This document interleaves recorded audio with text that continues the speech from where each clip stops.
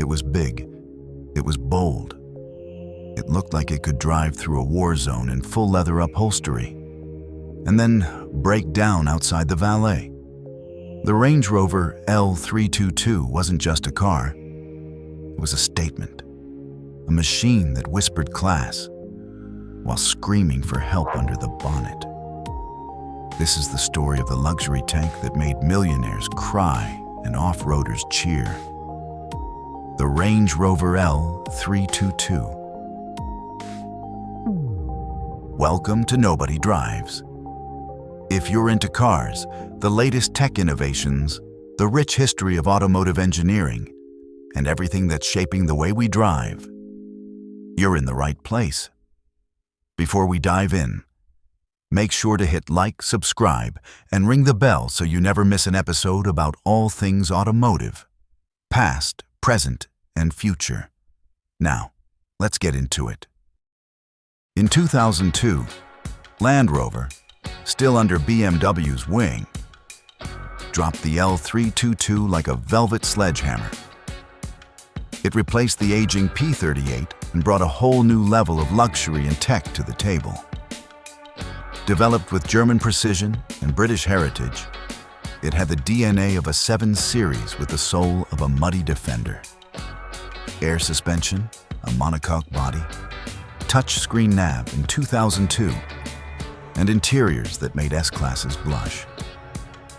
The L322 was way ahead of its time. But with that came complexity. And complexity, as we all know, means future pain. You could get the L322 with a wide range of engines. Early models used BMW power, the 4.4-liter M62 V8 and the 3.0 diesel straight 6. Later, Ford's ownership brought in Jaguar-sourced AJ V8s and TD V8 diesels, including the 5.0-liter Supercharged monster that could launch this 2.5-ton beast to 60 in under 6 seconds. Yes, it moved. And yes, it drank, like a Viking at an open bar. But while the power was glorious, the maintenance, not so much. Plastic cooling pipes, air suspension leaks, electrical ghosts. Owning an L322 was less about driving and more about having a good relationship with your mechanic. There's something about an L322 on the road. The sheer size, the stance, the clean lines. It made everything else look small. It wasn't just for footballers and royals, although they loved it. It was a proper off-roader too. Terrain response, low-range gearbox, locking diffs. This wasn't fake luxury.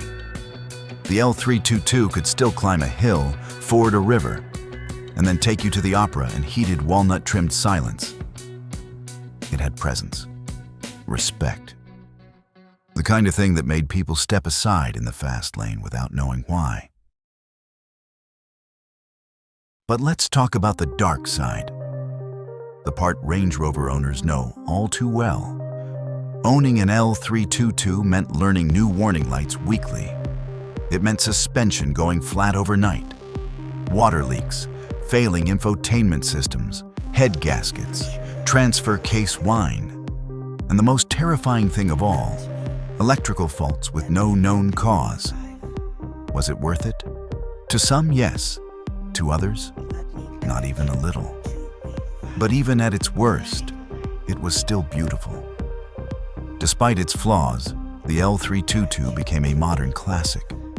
Prices dropped, people took risks, some restored them, others modified them. It became the dream luxury 4x4 for those who dared. Today, a clean example is rare.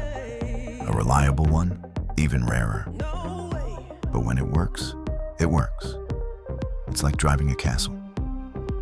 One that might set itself on fire, but still a castle. Collectors, adventurers, and madmen all keep the L322 dream alive. But even at its worst, it was still beautiful.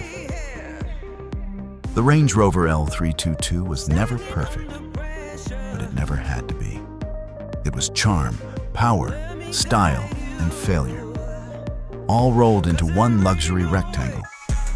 Drop a comment if you've ever owned one, fixed one, or swore at one. Like, subscribe, and remember, if it's British and beautiful, it probably leaks oil. This is Nobody Drives, where icons misbehave beautifully